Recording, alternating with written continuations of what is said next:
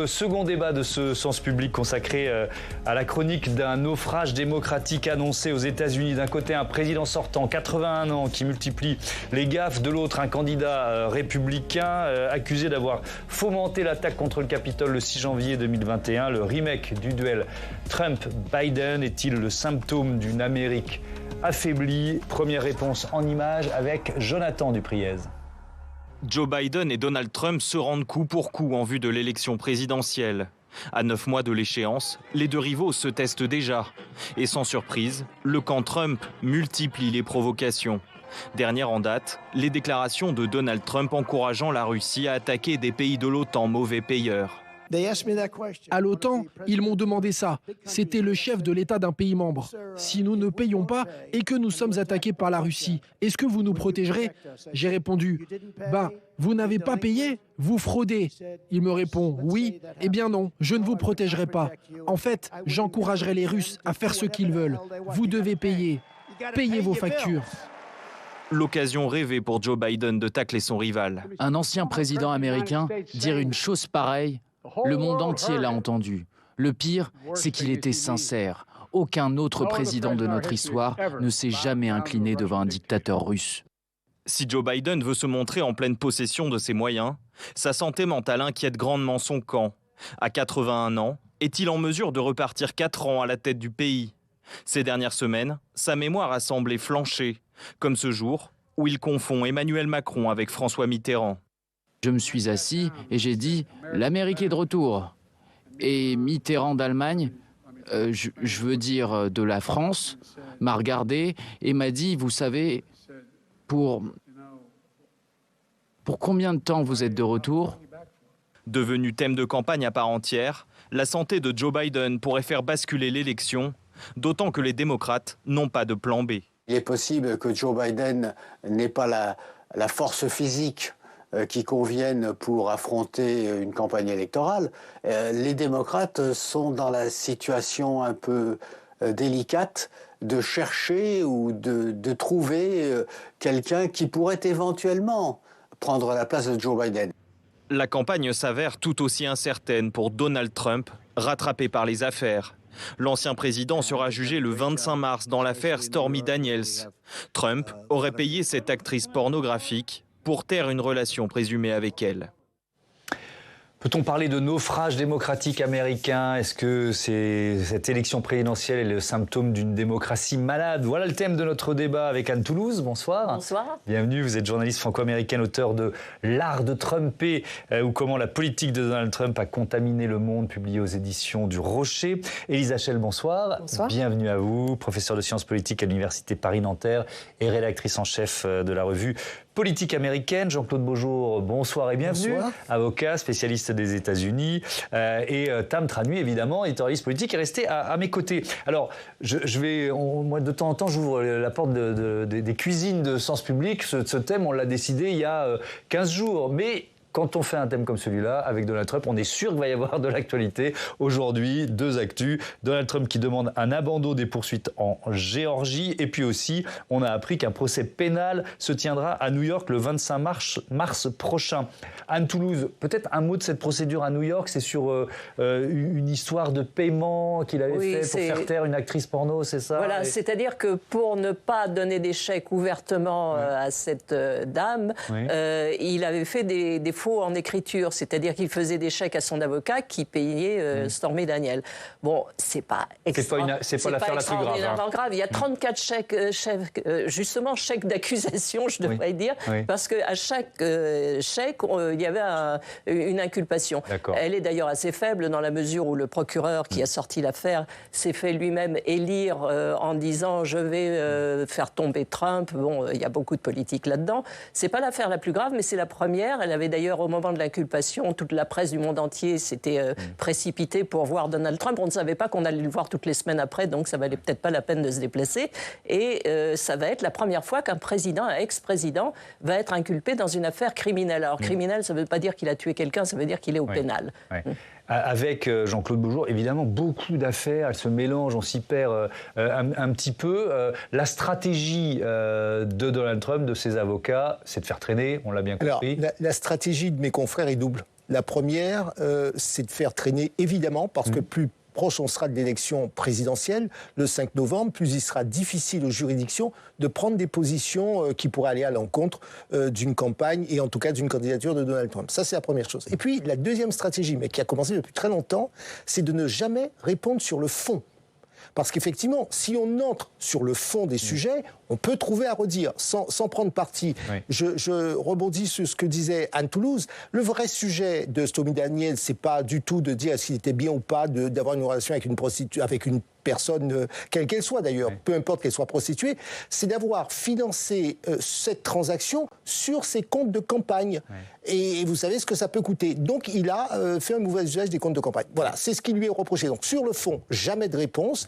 Et en réalité, et c'est cela qui est pour lui un bon point, c'est de dire, au fond, ce sont mes partisans, c'est du montage, les juges sont achetés, et puis finalement, on ne répond pas, et on dit, c'est de la chasse aux sorcières. Et tout le monde le croit. Alors, la question générale de notre débat sur la santé, mauvaise santé, peut-être que vous n'êtes pas du tout d'accord avec ce titre d'ailleurs, de la démocratie américaine. Elisa Schell, je commence avec vous. Est-ce qu'elle est affaiblie, la démocratie américaine, aujourd'hui, pour ne pas dire malade ou en danger ? Non, je ne crois pas que la démocratie américaine soit aujourd'hui en danger. Les opposants politiques s'invectivent régulièrement, élection après élection, de mettre en danger la démocratie. Les États-Unis sont un régime politique stable depuis sa fondation. Il n'y a pas eu de changement de régime, donc on ne peut pas dire que la démocratie américaine est menacée en tant que régime. Mais maintenant... là, si on se met à la place des électeurs, quand même, est-ce que, je sais pas, moi j'ai pas le souvenir, vous êtes bien beaucoup plus calé que moi, mais d'une élection avec deux candidats aussi âgés et avec peut-être autant d'incertitudes sur ce que l'élection de l'un ou de l'autre pourrait provoquer. Alors, ce sont deux questions différentes. Le fait qu'une élection soit incertaine, c'est plutôt un bon signe pour la démocratie et que les élections ne soient pas jouées d'avance. Sur l'âge des candidats... c'est pas ce que je voulais dire. C'était, est-ce que si Joe Biden est élu, il sera en état de gouverner, ou est-ce que si Donald Trump est... Il y aura une vice-présidente. Je pose les questions. Ou si Donald Trump est élu, est-ce que les affaires judiciaires, finalement, l'empêcheront d'exercer lui aussi un second mandat ? Ce sont ces incertitudes-là dont je parle. Ça ne met pas en péril le fonctionnement fondamental de la démocratie américaine. Non, alors Donald Trump a fait des déclarations plutôt inquiétantes sur le fait qu'il ne serait dictateur qu'un seul jour, qu'il mobiliserait le ministère de la Justice pour nuire à ceux qui ont été ses opposants, voire qu'il les emprisonnerait. Donc ce sont des déclarations. On ne sait pas si elles seront suivies des faits et si elles pourront l'être. Il ne faut pas oublier que dans la démocratie américaine, le pouvoir du président est important, mais il y a aussi des contre-pouvoirs importants, le Congrès, la Cour suprême notamment. Donc la démocratie américaine n'est pas dans un danger imminent, je crois. Malade, c'est le terme que j'emploie. Je vous redonne la parole tout de suite, mais d'abord votre avis là-dessus, Anne Toulouse.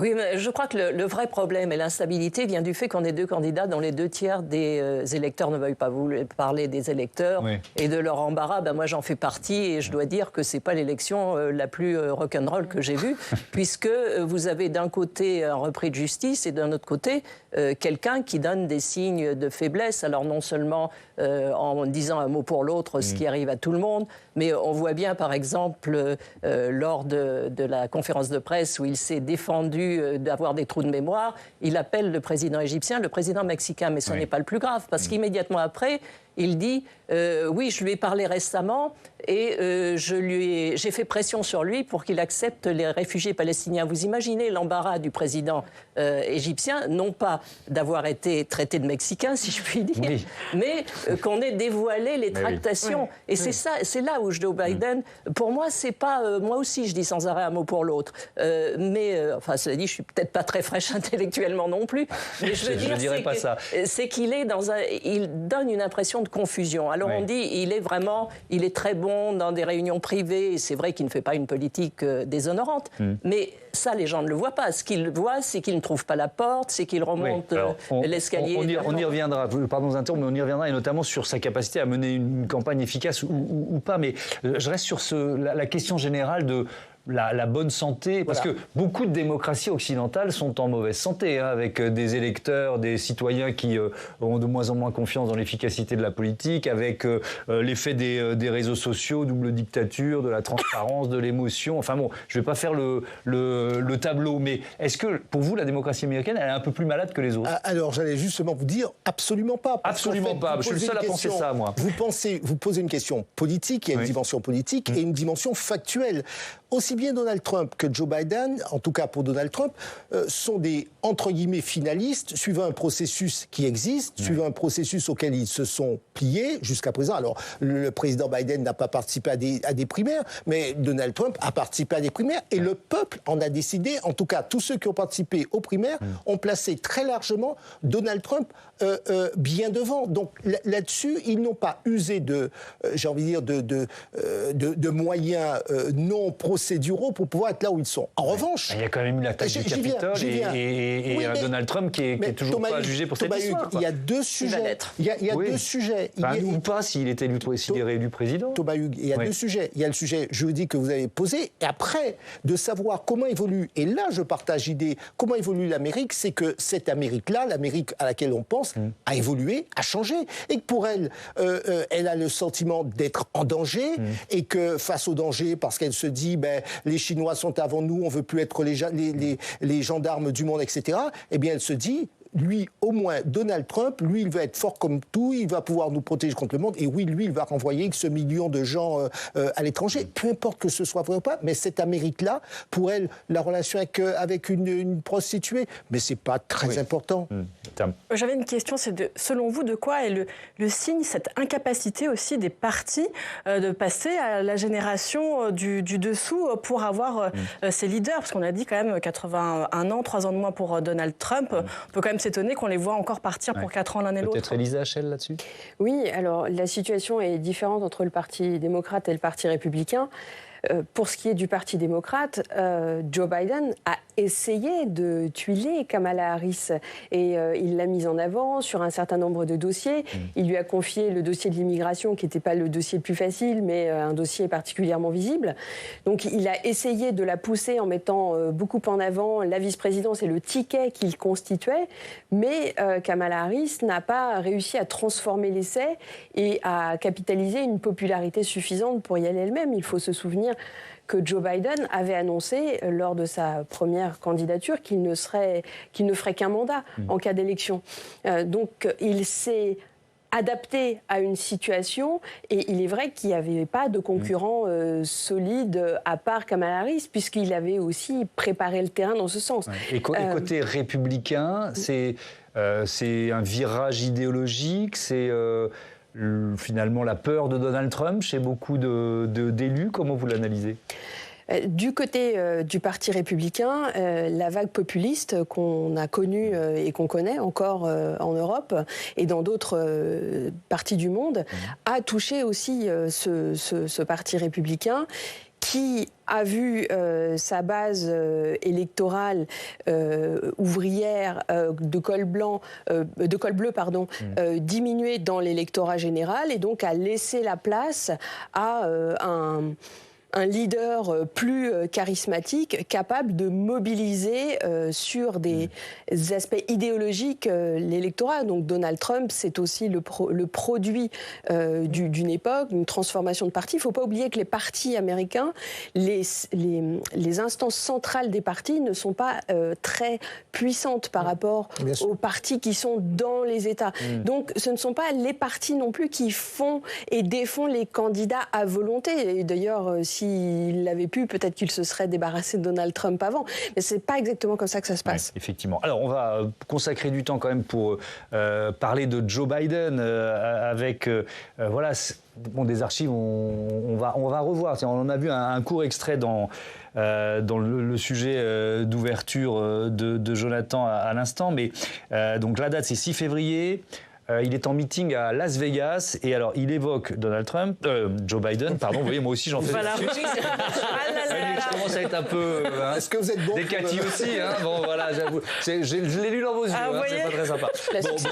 Bref, il évoque un sommet du G7 de juin 2021, confusion. Vous savez, juste après mon élection, je me suis rendu à ce qu'on appelle une réunion du G7, c'est-à-dire de tous les dirigeants de l'OTAN. Elle se déroulait dans le sud de l'Angleterre. Je me suis assis et j'ai dit « L'Amérique est de retour ». Et Mitterrand d'Allemagne, je veux dire de la France, m'a regardé et m'a dit « Vous savez, pour combien de temps vous êtes de retour ?»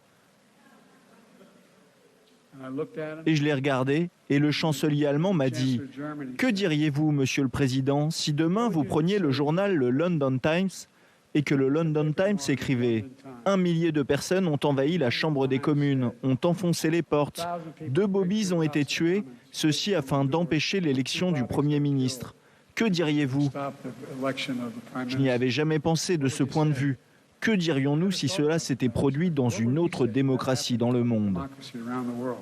Bon, évidemment, c'est désastreux. Anne Toulouse, alors on l'a dit, on peut tous faire des lapsus, j'en ai fait il n'y a pas longtemps, mais comment je peux dire ça sans être très désagréable, c'est de quoi souffre-t-il ?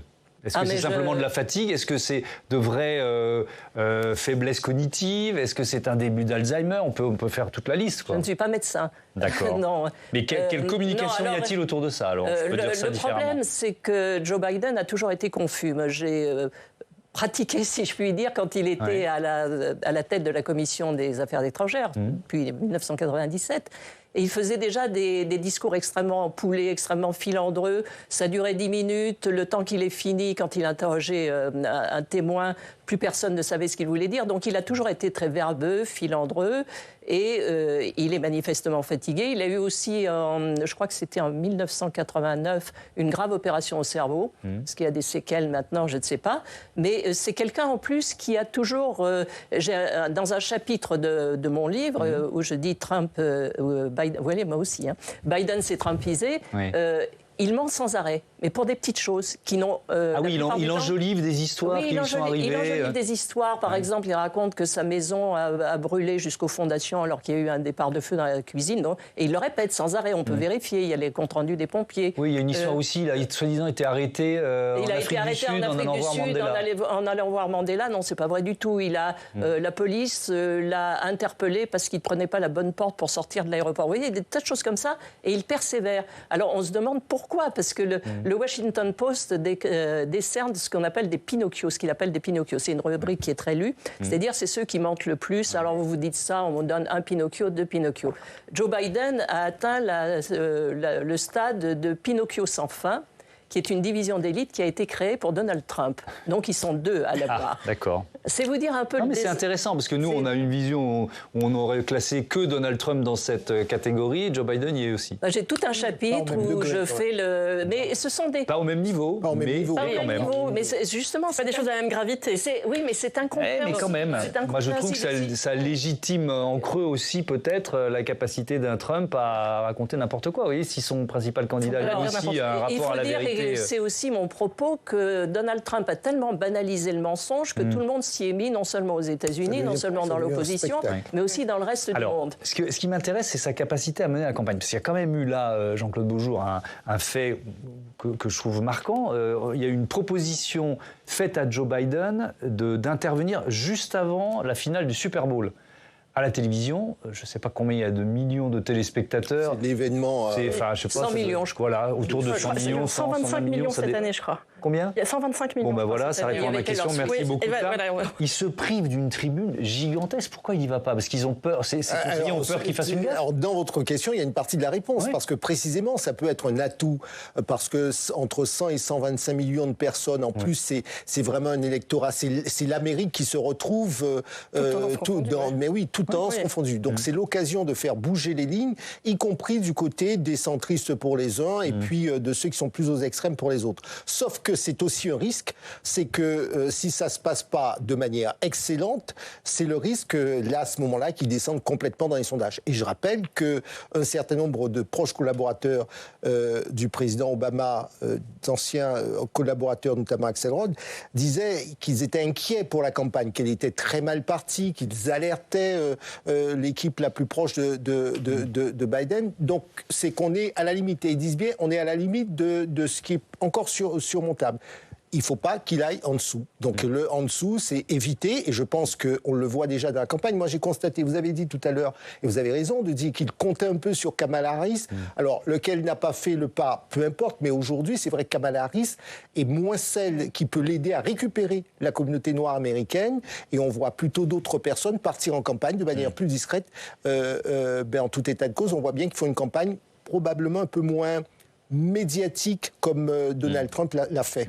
Joe Biden qui était accusé d'avoir gardé des documents confidentiels dans son garage, ça a donné lieu à une enquête d'un procureur spécial qui s'appelle Robert Hur, qui a décidé de ne pas lancer de poursuite, mais son rapport décrit, je le cite, un homme âgé, sympathique, bien intentionné, avec une mauvaise mémoire. Il y a toute une liste pour étayer cet argument, et voici comment a réagi le président américain, c'était le 9 février.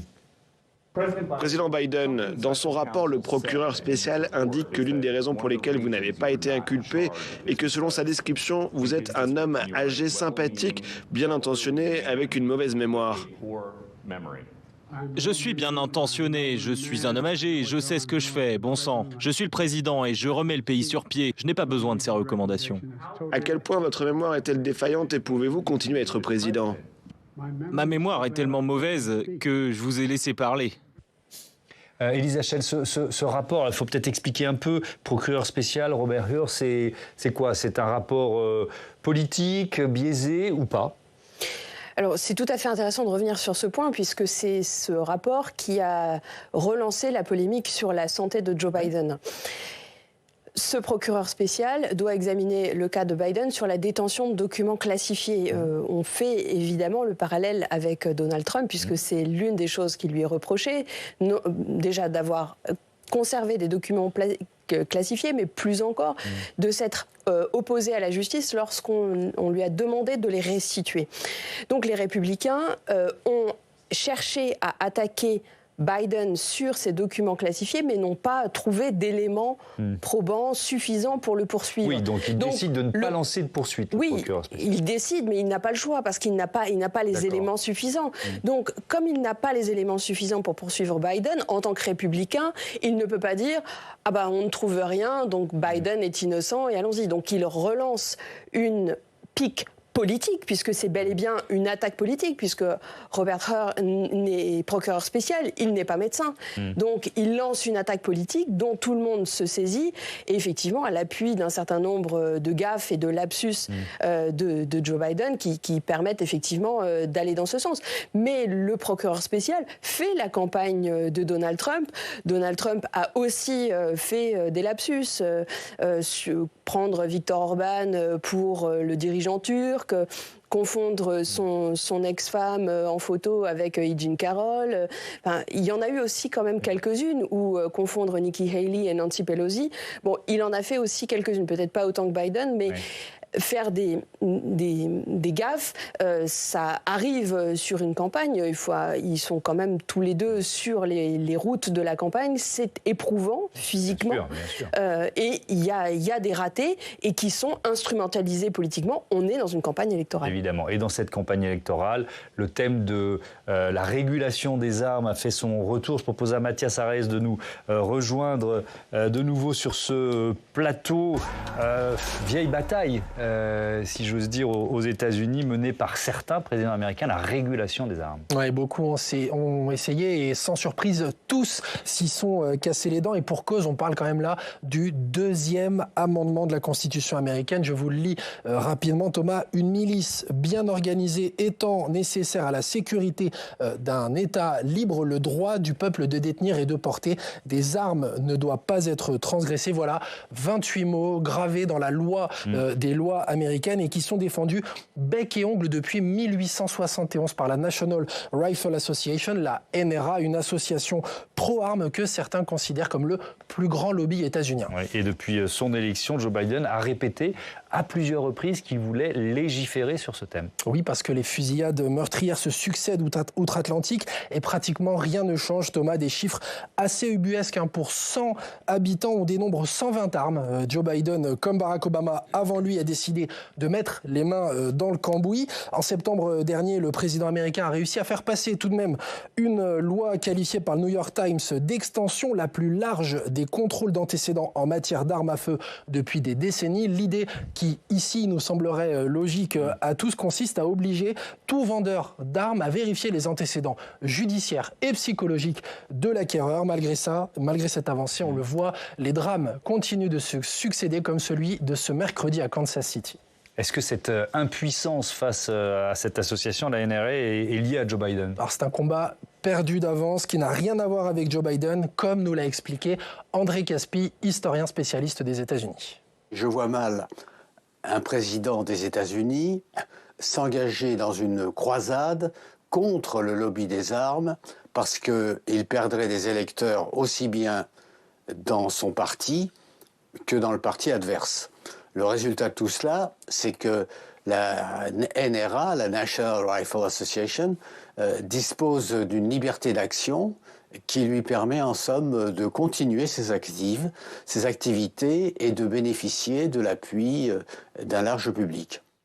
Voilà, défendre. C'est intéressant parce qu'il y a un pistolet. Il en a plusieurs, il y en a même un autre là. Voilà, il y a aussi, on a le droit d'être collectionneur. C'est vrai, voilà. Mais défendre cette liberté, eh bien, c'est même un argument électoral outre-Atlantique dont usent et abusent les candidats, certains candidats républicains aux élections. Alors à toute fin utile, juste rappeler qu'en 2022, 44 000 personnes sont mortes à cause des armes à feu en Amérique. Anne Toulouse, est-ce que c'est un enjeu de la campagne présidentielle ? Le port d'armes ou plus du tout? Non, parce que je crois, comme le disait André Caspi, c'est quelque chose, je dirais, c'est une tarte à la crème et qu'on est en train d'enfoncer des portes ouvertes. Parce qu'à chaque fois que j'entends cet émoi après une fusillade, et je pense que Jean-Claude, qui est mon voisin aux États-Unis, dira la même chose que moi, je pense à toutes ces morts qui arrivent week-end après week-end et même dans les jours de semaine parmi la jeunesse américaine. Et ça, c'est pas avec des armes qu'on retirera de la circulation parce qu'elles sont illégales et quelquefois, c'est même des revolvers en 3D. Moi, quand je suis chez moi à Arlington, où je vois ce qui se passe dans le District of Columbia, où à la fin de l'année 2023, il y avait eu près de 300 morts, la plupart par arme à feu. Ce sont des gamins qui, le samedi soir, se tirent dessus à la sortie des boîtes de nuit. Ce sont des gamins de 14 ans qui règlent leurs problèmes qu'autrefois on réglait à coups de poing avec des revolvers, donc je vous ai dit, certains sont en 3D. Et ça, c'est terrible, parce que vous avez des mères qui n'osent plus, dans certains quartiers, envoyer leurs enfants à l'école. Alors, moi, je veux bien... là, c'est triste, Kansas City, vous avez un mort, c'est un mort de trop. Vous avez 20 blessés, c'est 20 blessés de trop. Mais ça, c'est pratiquement le bilan de chaque week-end à Washington, et encore quelquefois d'un bon week-end. Est-ce qu'il y a une part d'hypocrisie des présidents démocrates? Parce que c'est eux qu'on entend quand il y a une tuerie. Ou est-ce qu'il y a une volonté, enfin une incapacité, parce que voilà, c'est dans l'ADN de la société américaine. Si vous permettez, je ne pense pas qu'il y ait de l'hypocrisie. Je pense qu'il y a de l'incapacité. On se souvient bien, plus récemment, on se souvient bien de Biden. On se souvient aussi d'Obama en pleurs, les larmes aux yeux, disant... et on se souvient de tous ces gens qui disent plus jamais ça. Souvenez-vous, au Texas, plus de 21 gamins qui sont décédés. Et on se souvient aussi de Trump qui disait, ce ne sont pas les armes qui tuent, ce sont les individus qui tuent. Donc je crois qu'il y a deux choses. Il y a effectivement la circulation des armes, 400 millions d'armes aux États-Unis. Il y a la propriété des armes. Et puis, Anne Toulouse vient de l'indiquer, il y a aussi d'autres sujets parce que c'est multifacette. Il y a cette société américaine, cette société violente. Il y a ces quartiers qui sont délaissés. Il y a, au fond, cette discrimination géographique qui fait qu'il y a des quartiers pauvres, les gangs, la drogue, etc. Donc il y a tout cela sur lequel il faudrait pouvoir peser pour faire reculer tous ces morts, effectivement, de semaine en semaine. Il y a des endroits où il y a, je notais qu'à Winston, tous les 4 jours, il y a un drame par arme à feu, c'est-à-dire à plus de 4 personnes. C'est-à-dire qu'en dessous, on ne les compte pas. C'est à partir de 4. Le mass shooting, c'est à partir de 4 morts, à l'exception du tueur. Donc, vous voyez un peu... Et c'est tout le temps, c'est récurrent. Et en préparant cette émission, je disais à votre collaboratrice, mais nous sommes là à le dénoncer, mais dans quelques semaines, on redénoncera encore.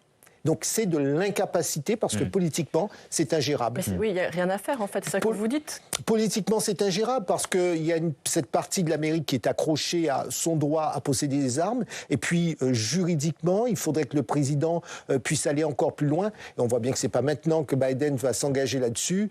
Ça voudrait dire un président en fin de deuxième mandat, éventuellement, qui puisse, mais encore. Ouais. Et quid des armes illégales, parce que mais oui, vous l'avez dit.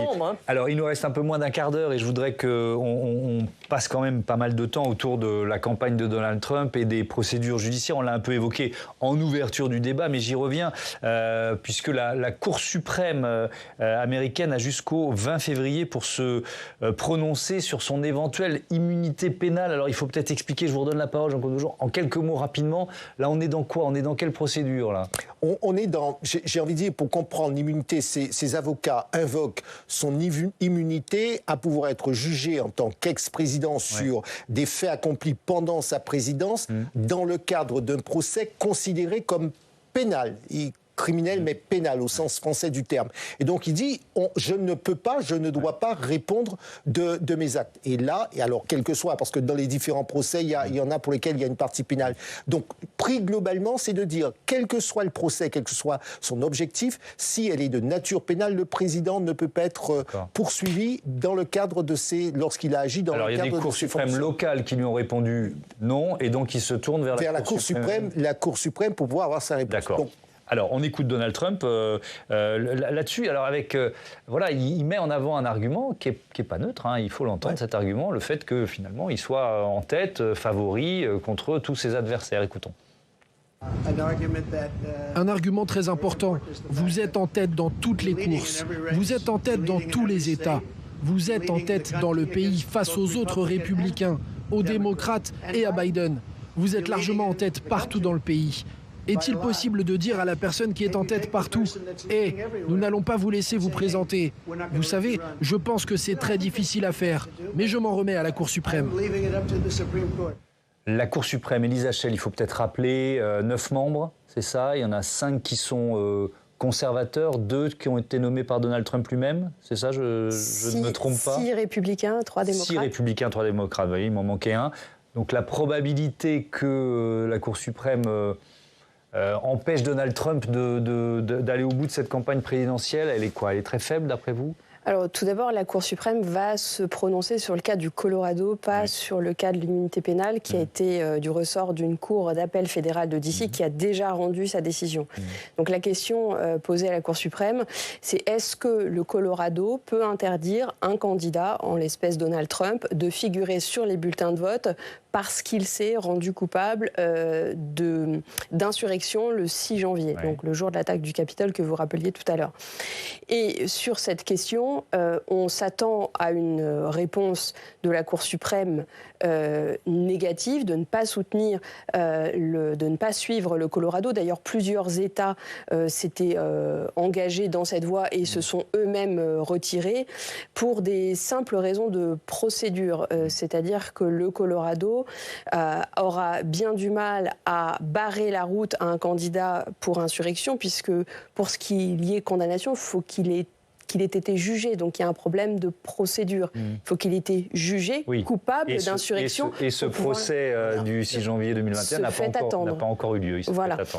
Donc il y a des obstacles procéduraux qui vont même au-delà des considérations partisanes. Donc on s'attend à ce que la Cour suprême n'aille pas dans le sens du Colorado, de l'État du Colorado, et que Donald Trump puisse se présenter dans cet État-là. Alors je ne sais pas si c'est un symptôme d'une éventuelle maladie, même si bien entendu vous n'étiez pas d'accord avec moi, de la démocratie américaine, mais il y a les regards qui se tournent, Tam, vers une chanteuse, pas n'importe laquelle, vers Taylor Swift, qui pourrait influencer cette campagne présidentielle. Allons bon. Oui, c'est un phénomène que je trouve personnellement fascinant. Bon, déjà, parce que ça conjugue 2 de mes dadas, les paillettes et la politique, car oui, j'ai toujours Voici glissé dans le monde quand je vais l'acheter au kiosque. Mais faut avouer à moitié pardonné. Voilà, n'est-ce pas?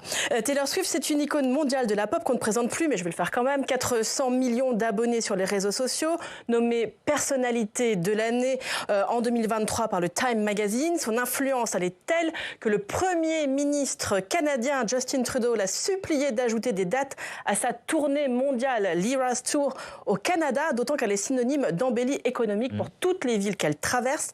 Et sa force de frappe, on vient d'en avoir la démonstration avec le Super Bowl dont on a parlé à l'instant. Depuis qu'elle date Travis Kelce de l'équipe de Kansas City, la Taylormania a gagné tout le championnat de la NFL.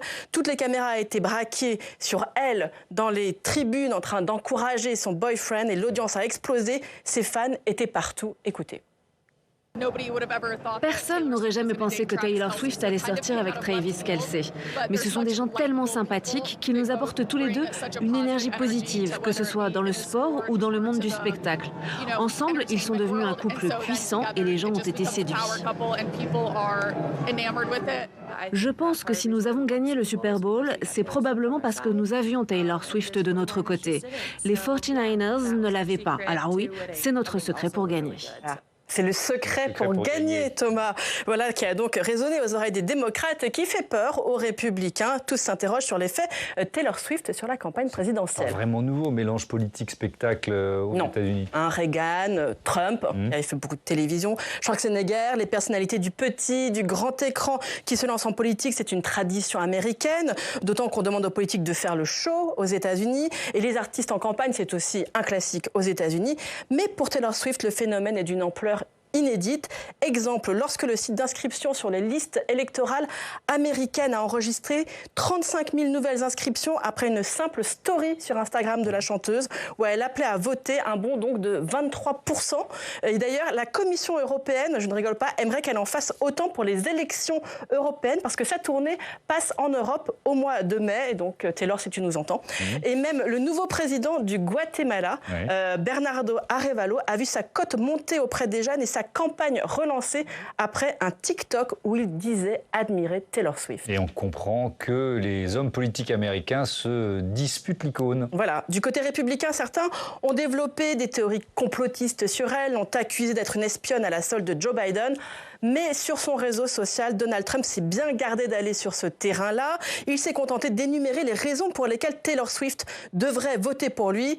C'est pas gagné, puisque rappelons qu'en 2020, elle avait accusé Trump d'avoir, je la cite, attisé les flammes du suprémacisme blanc et du racisme pendant son mandat. Son engagement est devenu consubstantiel à sa personnalité médiatique, en faveur des droits des personnalités LGBT+, en faveur du droit à l'avortement. Les démocrates aimeraient la voir entrer de plein pied dans la campagne, car c'est vrai qu'il faudrait au moins la pop star pour réenchanter l'affiche dont on parle depuis le début de ce débat entre Papy Joe, 81 ans, que certains, dont vous, voient déjà comme à moitié sénile, et Trump, 3 ans de moins, qui a donc la justice au basque, vous l'avez dit, mais on avait aussi parlé de sa possible démence précoce dès 2017. Ah oui, c'est vrai, ça, j'avais oublié cet aspect de la personnalité de Donald Trump. Je reste sur Taylor Swift. Est-ce que on est dans le showbiz, là? Est-ce qu'on surestime l'effet que son éventuel soutien à Joe Biden pourrait avoir sur la campagne de Toulouse? En vous écoutant parler de l'effet des vedettes aux États-Unis, ma moitié américaine se souvenait que je me suis trouvée en France au moment des obsèques de Johnny Hallyday, paix à son âme. Vous vous souvenez quand même, la foule dans la rue, le délire, tous les présidents de la République vivants, à l'exception de Giscard d'Estaing, mais qui s'était fait excuser parce qu'il était malade, alignés devant la Madeleine. Bien sûr, je trouve que la France on sait très bien mélanger politique et spectacle. Mais en revanche, j'ai pas souvenir d'un... si Johnny Hallyday avait dit de voter pour ceci, non, je crois pas. Je crois pas. Non, mais peut-être qu'on est totalement dans une surestimation d'un effet Taylor Swift, mais on ne l'a pas inventé. C'est quand même évoqué dans les médias américains également. C'est vrai que maintenant, nous sommes dans le siècle dans la décennie des influenceurs. D'ailleurs, dans mon livre, je dis que Trump est l'influenceur en chef. Alors maintenant, vous avez n'importe qui vous disant il faut porter telle paire de chaussures. Vous allez le faire bêtement. On vous dit il faut faire ceci, il faut faire cela. On a l'impression que les gens ne pensent plus par eux-mêmes. Alors, je regrette un peu, effectivement, l'époque où les gens votaient en réfléchissant au programme des candidats, mais ils ne le connaissent même plus. Donc, mais quand elle dit intelligemment de s'inscrire sur les listes électorales, enfin de voter... Mais ça, c'est le grand combat, de faire inscrire les gens sur les listes électorales. Vous allez au supermarché, dans mon État, la Virginie, où on peut s'inscrire jusqu'au dernier moment, vous ne pouvez pas aller acheter 1 kilo de tomates sans qu'on vous demande si vous êtes inscrit sur les listes électorales. Donc, c'est un sport national d'inscrire les gens sur les listes électorales. D'ailleurs, que la question de l'abstention, c'est quand même une question centrale, surtout avec le manque d'intérêt sur le papier de ce remake, de ce match retour. Oui, alors c'est vrai que l'abstention est considérable et souvent de 40-50% en fonction du scrutin, mais au-delà, moi je ne pense pas qu'il soit absolument important de connaître à la virgule près l'impact d'une telle star du showbiz, parce que ce qui sera important, c'est l'impact qu'elle peut éventuellement avoir dans les États clés, parce que c'est là où tout se jouera. Et on n'a pas besoin d'avoir un impact considérable, il suffit d'avoir quelques centaines de milliers de voix qui se déplacent d'un candidat à un autre, ou qui aillent compléter les besoins d'un candidat, et c'est le cas notamment dans les swing states, et le tour est joué. Voilà, je pense que c'est comme ça qu'il faut le voir, et je partage l'idée suivant laquelle on a ça aussi, dans une moindre mesure. On se souvient de Mitterrand avec les artistes, Dalida et autres. Quelle part ça joue ? On n'en sait pas vraiment. Mais là encore, contrairement à notre élection française qui joue sur le plan national, aux États-Unis, pour gagner, vous avez besoin de faire bouger quelques centaines de milliers d'électeurs dans les États clés. C'est tout. Voilà. On suivra ça. Est-ce qu'il y a une alternative possible ? Tiens, dernier thème, il nous reste quelques minutes, c'est passé vite, c'est toujours bon signe. Est-ce que ce duel Trump-Biden, il est certain ? Écoutez ce qu'en dit la seule candidate républicaine encore qui mène encore campagne contre Trump, c'est Nikki Haley. Nous avons besoin d'une dirigeante d'une nouvelle génération. Il y aura une présidente des États-Unis. Ce sera moi ou Kamala Harris. Si les électeurs républicains élisent Donald Trump pour lui donner l'investiture, alors il est garanti que ce sera Kamala Harris. 70% des Américains ne veulent pas d'un match retour entre Trump et Biden. Kamala Harris, la vice-présidente, qui dans un entretien au Wall Street Journal disait « Je suis prête à servir mon pays, il n'y a aucun doute là-dessus, que tous ceux qui me voient à l'œuvre partent pleinement conscients de ma capacité à diriger ». Elisa Schell, est-ce qu'il y a une petite possibilité pour que le duel Trump-Biden n'ait pas lieu ? C'est tout le suspense. Ah, il y a encore un suspense pour vous ? C'est pour ça qu'on discute de l'incertitude que vous avez évoquée au départ. Est-ce que Biden va tenir physiquement jusqu'à la fin de la campagne, qui est quand même éprouvante ? Il faut qu'il tienne après jusqu'à l'investiture. Donc, est-ce qu'il va tenir physiquement ? Qui peut le dire, nous ne sommes pas ces médecins. Pour ce qui est de Donald Trump, la probabilité qu'il soit mis à l'écart par une procédure judiciaire est plutôt faible.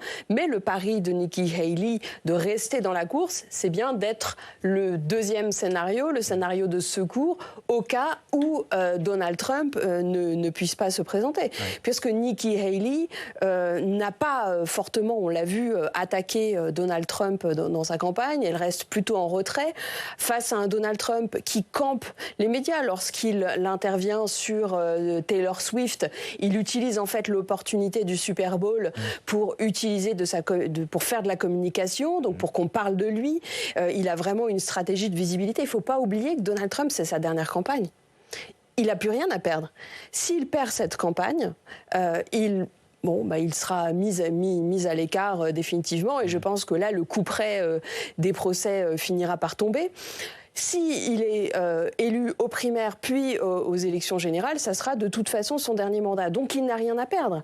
Alors que du côté de Nikki Haley, elle est plus prudente, elle l'observe et elle se dit que peut-être en 2028, elle aura une chance. Donc il ne faut pas oublier que les adversaires républicains de Donald Trump ne tablent pas seulement sur 2024, mais aussi sur 2028. Merci beaucoup. Merci à tous d'avoir participé à ce débat qui était passionnant. J'ai rappelé, Anne Toulouse, le titre de votre livre, L'art de Trumper ou comment la politique de Donald Trump a contaminé le monde. On est aux éditions du Rocher. Voilà, c'est la fin de ce numéro de Sens Public. Je vous dis à lundi, et notez que demain à 8h, Oriane Mancini reçoit le réalisateur Robert Guédiguian. Belle soirée.